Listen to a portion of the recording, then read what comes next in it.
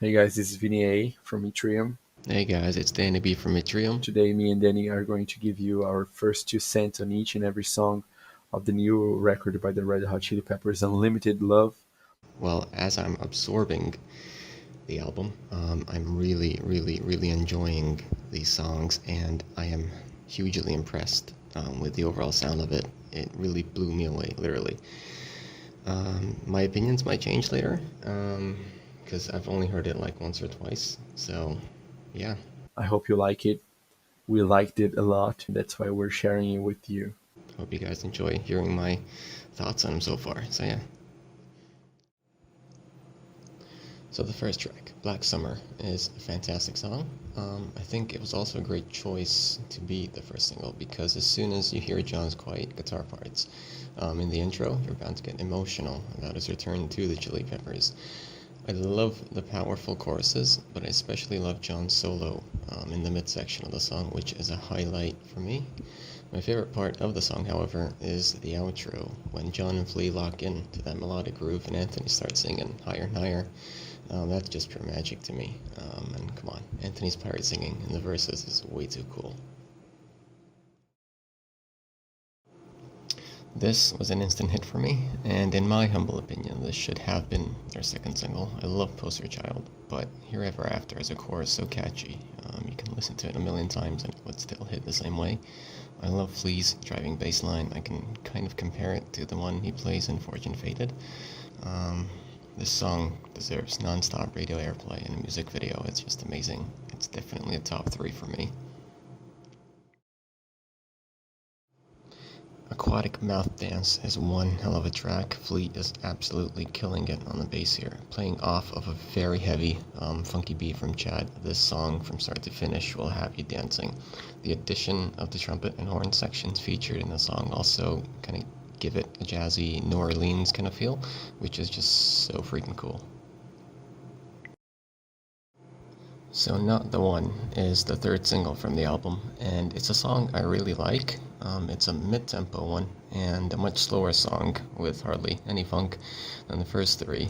When I first heard it, it kind of felt like, to me, a combination of Tear from By the Way, and I think it's Pink as Floyd, which is from the I'm Beside You B-sides album. So yeah, it's a very it's a slow song, um, but it has a very catchy chorus. Poster Child is such a fun song. When they released it as their second single, it got me really excited and gave me hope that the Chili's were in fact back with their hardcore funky stuff, and I was hoping that there'd be more just like it on the album. It's a song with a killer beat from Chad, a funky bass line from Flea, machine gun rapping from Anthony, and a signature funk guitar from Frusciante. It's awesome. Oh yeah, and the lyrics are a ton of fun too. The Great Apes is a great one. I really like the tone and mood of the song. Bass line from Flea kind of reminded me of the one from Runaway, which is a B-side from By the Way. It's got that minor melancholic vibe. The choruses are also really powerful in this song. And I love how seamlessly they alternate between the melancholic tone to more uplifting one. Another cool thing for me is in the outro where Flea plays a melodic bass line, which reminded me of Frusciante's solo in Easily. So it's like Flea's version of that. Not note for note or anything, but just the sound of it. And at least that was my first impression upon hearing it. Yeah, the most gorgeous song on the album for me is It's Only Natural. Flea's bass line breaks my heart, like literally. I can't even find the words to describe how this song makes me feel. It's a 20 out of 10 for me. It's just beautiful. Yeah, she's a lover. I want to say this firstly. I've never paid a lot of attention to vocals throughout the other Red Hot Chili Peppers albums. I was paying a lot of attention to guitars, then bass, and lastly drums. I mean, and after lastly, I would pay attention to the vocals. And this is a huge mistake right now if you do this because Anthony Skiddy's vocals in this album are amazing, and She's a Lover is an example of it. Like he's playing different dynamics all the time and playing different melodies just like the other members of the band. For example, Frusciante starts playing that riff alongside with Flea, but then he kicks in just playing uh, chords, and you can see the texture of the chord, and you can see the texture of his guitars throughout the whole song. And then the chorus kicks in, and you feel like you're experiencing something that came straight from Stadium Arcadia. And this is a heck of a song, really. I love it. It's top three for sure. And I forgot to say about the solo. It's a nice and beautiful solo, but the main thing about it is when it's played alongside with the vocals. To me, it brings another dimension to the song, just like Charlie did in Stadium Arcadian as well.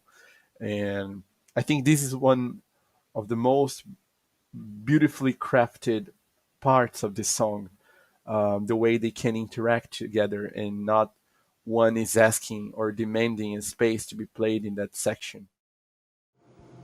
So These Are the Ways is a great one. I really like this one. At first I thought this was going to be another slow mid-tempo ballad because of the way it starts, but out of nowhere it just turns into this fast-paced radio rock song with a very catchy chorus before it takes another turn and introduces some metal and grungy riffs. It's really amazing, and it's one heck of a ride. What You Thinking is the 10th track from the album, and by the time I listened to it for the first time, I already knew it was gonna be my favorite track from the album. I love the way they build up for the chorus in a very chili pepperish way. They are playing the same chords over, but more aggressively. And not only that, but John Frusciante also plays those triads that makes my brain melt. So it has a nice solo as well. But the whole song is good. It's not like a build up for a solo or anything like that. When I shared the album with my friends, I told them, when you listen to it for the first time, go for What You're Thinking first, and then you listen to the rest of it. Amazing track. Well, I can understand why not many people like Bastards of Light as much as they do to other songs of the album.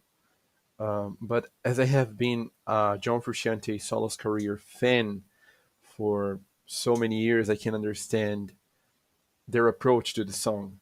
I mean, if you have listened to him throughout his career, and now you listen to this song, you're just as familiar as I am.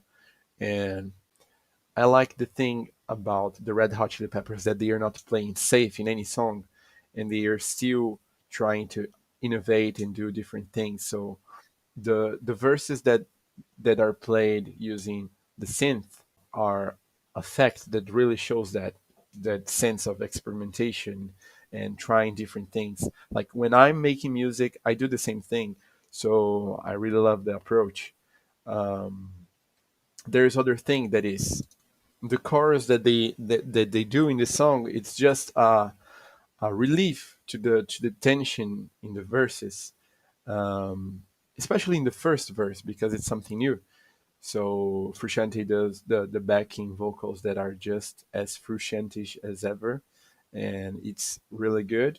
And then when they come back to the second verse, they play the same thing, the same synth, but they do this in a very specific way, making the groove work with the drums and the bass, and so everything becomes chili pepperish again.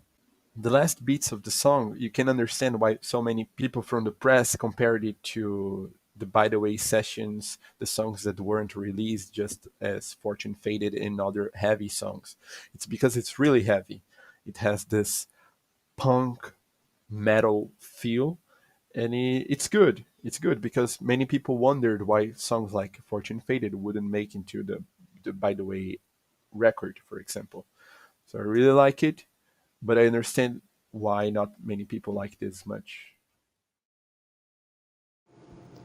I think White Braids and Pillow Chair is the most Californian song the Chili Peppers have ever written. This one had to grow on me. Stylistically, it's very detached from the rest of the album, but it is a gorgeous song. It features a kind of a shuffle beat and dreamy guitars, and overall it kind of has that 50s or 60s Mamas and Papas feel. For me, the highlight of the song is that melodic outro. It is really stunning. One-Way Traffic is an absolute beast of a song. I still don't have a favorite from the album, but this one is a massive contender. It is fun, like really. It's probably the brightest and most dynamic song on the album in terms of positivity. Some might disagree, but that chorus, I swear, once you hear it, you'll be singing those hey-yos all day long. Damn.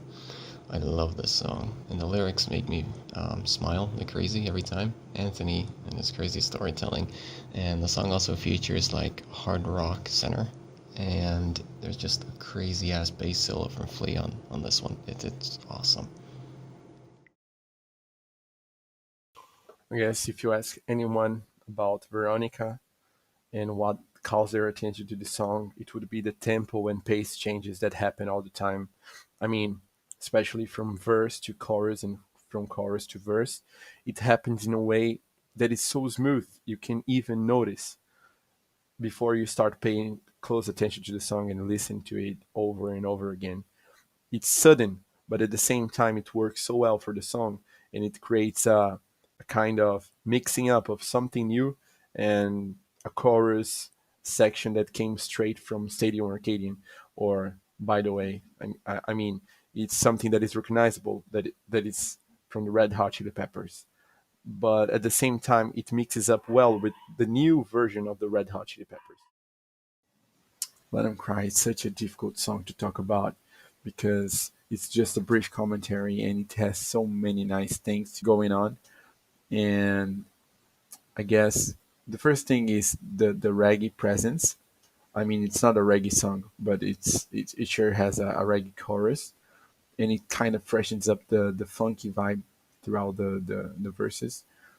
The solo is something that when I heard it for the first time, I thought it kind of related to the Stadium Arcadium as well. The guitar solo in Warlocks and these solo kind of they are kind of similar. This one has its own similarities, but they're kind of similar. If you're listening to Warlocks, I mean, if you're listening to Let 'Em Cry, go back a few albums and listen to Warlocks on Stadium Arcadium. You're going to be awestruck by the similarities.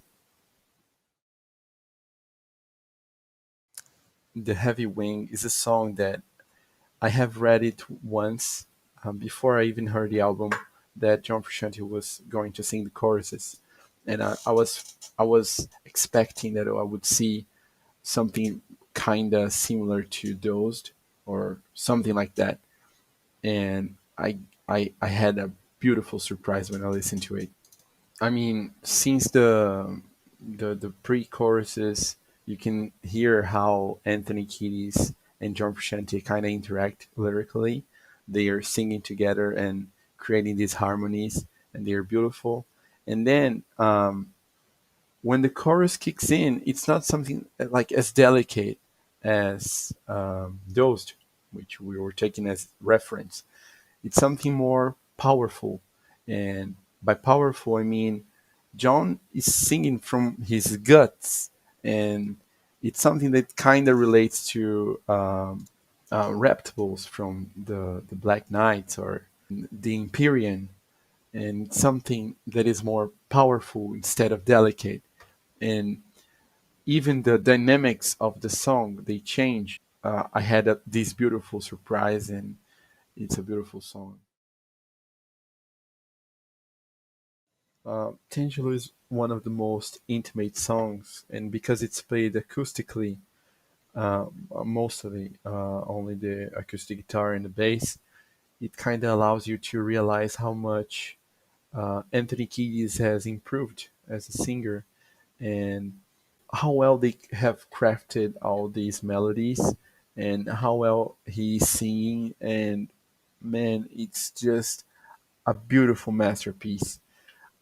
This time around, differently, I'm taking other songs as kind of a reference for you guys that haven't had the experience of listening to it yet. But if you could compare it to road tripping, it would be kind of similar. But the way they build the atmosphere around the song is not by using cellos and violins or anything like that. It's just pads and synth. And at first, you might take a step back and say, "Hey, what's going on here?" But man, this is a nice combination, and the way they did it didn't affect the coziness of the song or how smooth it's played, and it's beautiful.